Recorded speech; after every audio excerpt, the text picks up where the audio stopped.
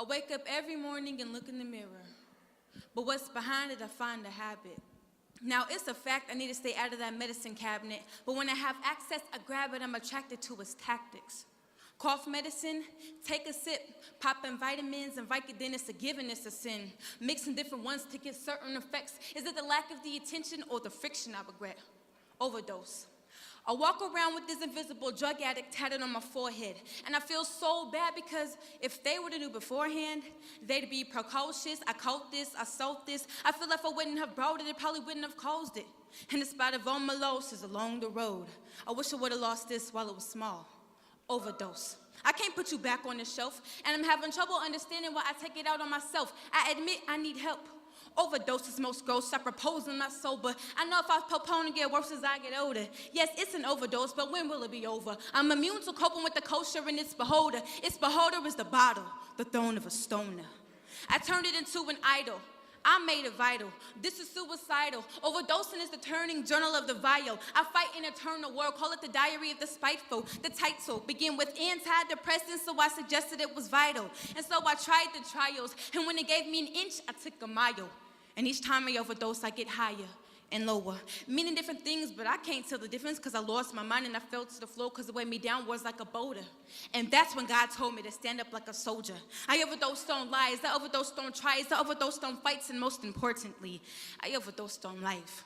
Because it comes in this huge package. I just didn't know how to take the baggage and call it damage, flip it around and turn my life into an asset. So I just turned to tablets when I could have just asked for access passes. Overdose is no joke, I thought we already passed this, so I guess it's past tense. But I must move on and never look back past it. See, overdose, you reached into the heart of a teenager and grabbed it. At least that's what I think happened. It's too complex to fathom. But see, overdose, you didn't reach too far. So you may have took my heart, but you left me my passion. Mr. Dixon, speak on it. Speak on what? I mean, whatever you want to speak on. This is the great Mr. Dixon. He got like a collage of like 74 classes in his office. You know what I'm saying? I mean, there's a whole lot of people up in that office that I'm like, wow, pimpin'. Then we got the young Dixon. We got a Super Bowl champion Dixon. We got a Pac-10 champion Dixon. Wow, that's you know what I'm saying? You got you sent a couple over to Benson to help them out. Yeah. You know, you got one down in South Carolina. Wow. That's doing it. He's selling. I mean, you know, it's just real. I mean, and you was here when I was, didn't know what I was doing. Man, you've grown up, you matured, and you've turned out to be a fine young man. And I appreciate that. Just like most demos do. You know, for some reason, people think that demos, don't have it together and they can't take care of business. But one of the things I want to say is that every school in America have the good, the bad, the ugly. I find it as my #1 pet peeve that in Portland, Oregon, that the demos are always highlighted for their bad and ugly and not necessarily for their good. Whereas other schools are highlighted for their good and they're not seen as having bad and ugly. What they do. Right, because every school has the good, the bad, the ugly. So we have plenty of good that has came through here for 100 years. Today is the 100-year anniversary, and believe me, we have so many people that have done so many different things that they can't even keep track of it all, okay? So not too many people have done 100 years. But, this is my 23rd year here at Jefferson High School. I came in '86, and I have seen several classes, and I've been very proud of everyone who I've came in contact with, both of you. Who I've had a part in my life. And so just to see everyone grow, mature, develop, it's just been a tremendous blessing, and I can't really say enough about what Jefferson High School has meant to me. As he mentioned also, my own kids have came to Jefferson High School, so I'm a true demo. I wasn't born and raised in Portland, but I chose Jefferson High School as the place that I wanted to be for the last 23 years. As my kids grew up, this is a school that I chose for them to come to because I know what can happen to a kid that comes to Jefferson High School. So with that being said, I just want to thank everybody for being here today, coming out, supporting Jefferson, and remembering Jefferson High School because it has gone through an awful lot of changes. I say it's pretty much like a Timex. It takes a licking, but it keeps on ticking. All day long. And so we're going to keep it going. So God bless everybody and stay well. There it is. That's my man, Mr. Dixon, right there. What's going on, man? You got a couple of wrestling champions and all that type of stuff going on? I had one state champ this year, one runner-up, and the 3rd place in state this year. Not too bad for Jefferson. We only sent, I think it was 10 to state. 4th place, 2 going to college, and 2 of them coming back. Oh, did you hear that? We still got it. Look. That's why I got the belt on. That's why I got the belt on. State champion was heavyweight. Jefferson been producing the best heavyweight since '95. Pretty much. And guess who was in 95? It was me.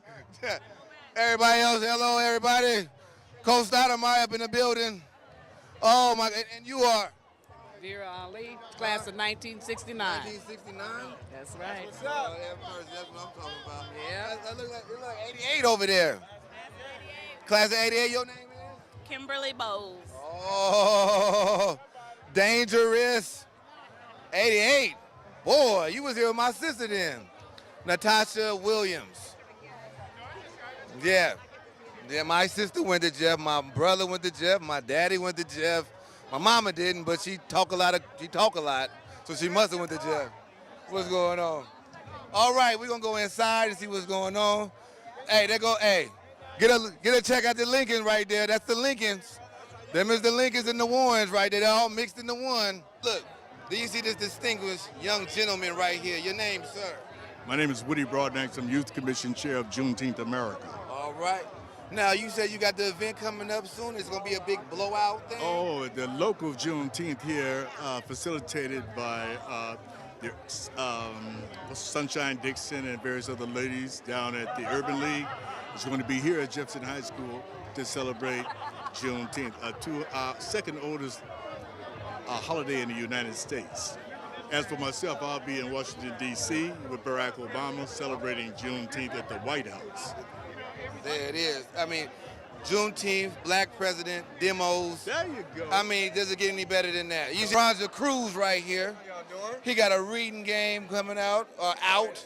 That's right. I mean, you got to tell them all about it. Go ahead and let Yeah, them know. it's a reading game called Journey to Freedom, The Power to Read and Write. It's a board game teaching African American history and literacy skills.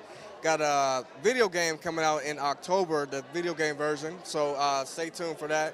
But if you want more information, then go to www.jtfproject.org. That's jtfproject.org. Check that out. That's what I'm talking about now. You didn't go to Jeff, did you? No, I did not. But his family went to Jeff. That's right. All of them. That's right. You dig what I'm saying? Even wifey went to And even wife. They got a new baby, the whole nine. Hey, we're going to get, excuse me, wife, Miss Cruz. I'm here. What it do? Speak on it. Hey, speak on it. Class of '01 Rose Festival Princess as well. Demos. I bleed blue and gold. I need one of those shirts though. They're outside. Okay, how much? 20. So the VIP is. I got you. Okay, we're gonna work on Yeah, that. all We're gonna that. work on that. So go ahead and tell them about you. I mean, ain't you the top seller at Enterprise? Enterprise, Rent-A-Car, I'm an account executive in Beaverton, one of the only people of color, but I'm still holding it down out there. So you know how I do. Demos. Demos on mine. She ain't 95, but she gonna be all right anyway. Signing off.